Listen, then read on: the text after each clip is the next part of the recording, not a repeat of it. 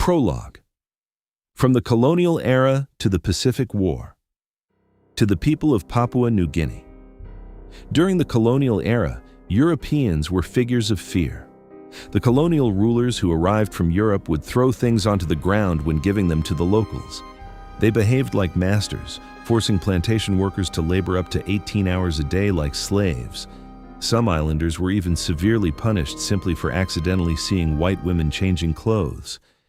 In the age of 19th century imperialism, the island of New Guinea was divided among the European powers. In 1884, the western half became Dutch territory, while the eastern half was split between Germany in the north and Britain in the south. After Australia gained independence in 1901, the former British territory became the territory of Papua under Australian rule. Following the end of World War I in 1918, the former German territory became the Australian-administered territory of New Guinea. Then came the Pacific War between Japan and the United States. At first, Japan achieved rapid victories and expanded its control across the South Pacific. But in early 1943, during the fierce battle for the strategic island of Guadalcanal, Japanese forces were defeated by the combined American and Australian armies. Japan was forced to retreat across the South Seas. Chapter 1. The Japanese soldiers who came to the village. One of those places was Kaup Village near Lake Murick in northeastern Papua New Guinea, then under Australian control. Lake Murick served as a major base for Japanese small vessels and landing craft. In March 1943, Lieutenant Yukio Shibata of the 9th Shipping Engineer Regiment arrived there as the leader of a civilian affairs unit responsible for supply transport along the northern New Guinea coast. The region was surrounded by swamps and dense tropical forests. Yukio Shibata was born in 1920 in Kamogawa, Chiba Prefecture. After completing secondary school, he entered the Army Technical School, where he studied metallurgy and ethnology. When the war began, he was working at a nickel mine and refinery in Chiba. Later, after officer training, he was commissioned as a lieutenant and sent to New Guinea in 1942. Chapter 2. Respect for the Islanders. The Japanese were different. By then, the Japanese military was suffering from worsening conditions. Supplies were scarce and the soldiers were exhausted. In 1944, rice shipments from Southeast Asia stopped completely. The army had no choice but to grow rice locally. Shibata and his men worked alongside the villagers living in the wetlands, teaching them how to cultivate rice paddies. They spent countless hours digging fields and caring for crops under the tropical heat. Yet, despite the hardship, the Japanese treated the villagers as equals. They worked together in the fields and shared meals together. Even small gifts like cigarettes were handed over politely, face to face. The Japanese never forced the villagers into a master-servant relationship. Unlike many Europeans before them, the Japanese soldiers also refrained from exploiting local women. Military discipline was strict, and the villagers respected that deeply. The islanders soon realized these Japanese soldiers were completely different from their former colonial rulers. Out of sympathy, they shared their precious sweet potatoes and fruit with the hungry soldiers. Shibata was deeply moved by the kindness of the local people. He became determined to repay their pure goodwill. Chapter 3. A Tropical Classroom. The Birth of the Shibata School. As the war situation worsened, Shibata found comfort in the innocent smiles of the local children. Their presence eased his heart. One day, he proposed building a small school for them. He passionately persuaded his superiors until he finally received permission. Deep inside him still remained the dream of becoming an educator.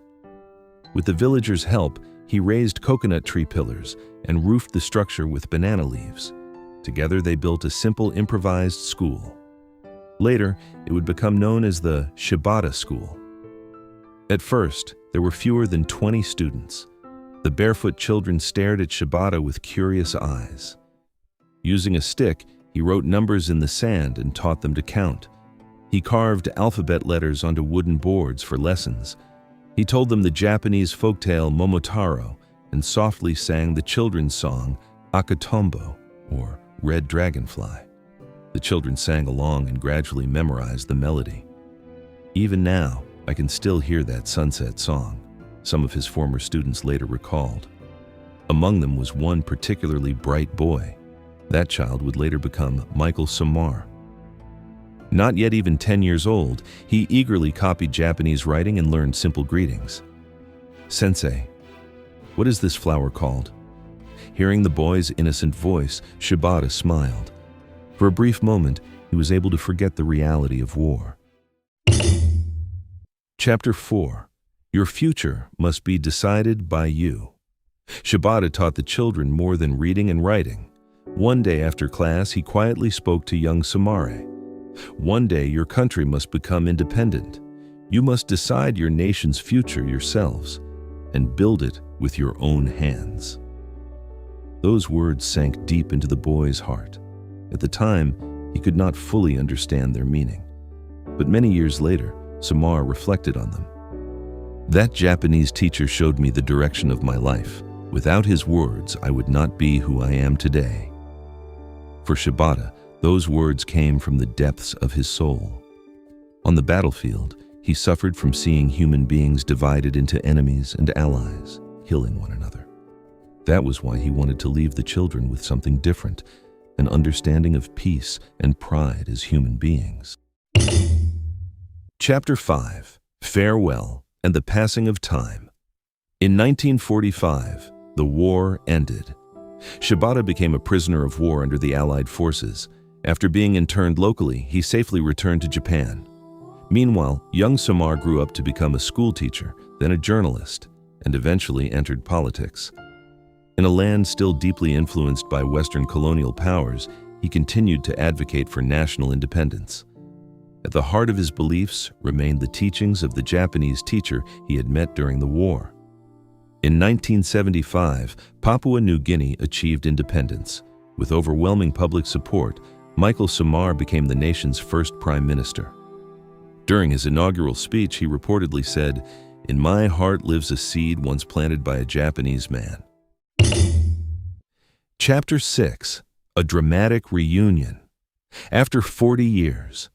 Years later, while attending an international conference in Tokyo as prime minister, Somare told his secretary, "I want to find Mr. Shibata." Decades had passed, war, confusion, and broken lines of communication had separated them. But almost miraculously, Shibata was found. He was running a small restaurant in Utsunomiya, Tochigi Prefecture. Since returning to Japan, Shibata had never had the chance to revisit the South Pacific. Yet the smiles of the children from that tiny classroom had never left his memory. In 1985, when Somare visited Japan again, teacher and student were finally reunited after 40 years. For a long moment, neither could speak. Still healthy in his 60s, Shibata quietly said, "Michael, you've come a long way." Tears filled both men's eyes. Somare finally spoke. "Your words guided me. They showed me what I should do with my life. I am who I am because of you." Later, the two men softly sang Akatombo together once again. It was the moment when the small wartime classroom transcended time itself, becoming a melody of peace and friendship.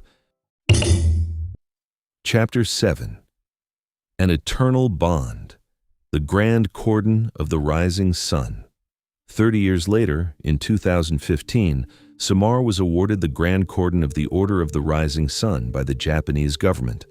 The honor recognized his tremendous contribution to building and maintaining friendly relations between Japan and Papua New Guinea.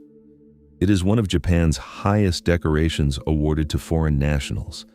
After the ceremony, Somare told reporters, "The teachings of Lieutenant Shibata, my Japanese teacher, are the foundation of who I am. Though he is gone now, he taught me the value of learning and the importance of respecting others." Later, Somare visited Shibata's widow, Yukio Shibata. Holding the elderly woman's hands, he said through tears, "Your husband's spirit still lives on in our country." The bond between Japan and Papua New Guinea, two nations separated by vast oceans, was born amid war and occupation and became unshakable in times of peace. Epilogue: a single seed can change a nation. A tiny seed of hope planted by one Japanese soldier. Over 40 years, it sprouted, grew, and eventually became part of the foundation of a nation. The name Yukio Shibata rarely appears in history textbooks, yet what he left behind still lives on. It is the power of education. It is the conscience of humanity itself. To teach is to plant seeds for the future, and someday those seeds become lights that illuminate another person's life. The story that began in a distant South Pacific village continues to be told to this day. At the root of the friendship between Japan and Papua New Guinea lives the promise once shared between one officer and one young boy. Thank you very much for watching until the end. If you enjoyed this video, please leave a like, comment, and subscribe to the channel. We'll see you again in the next story.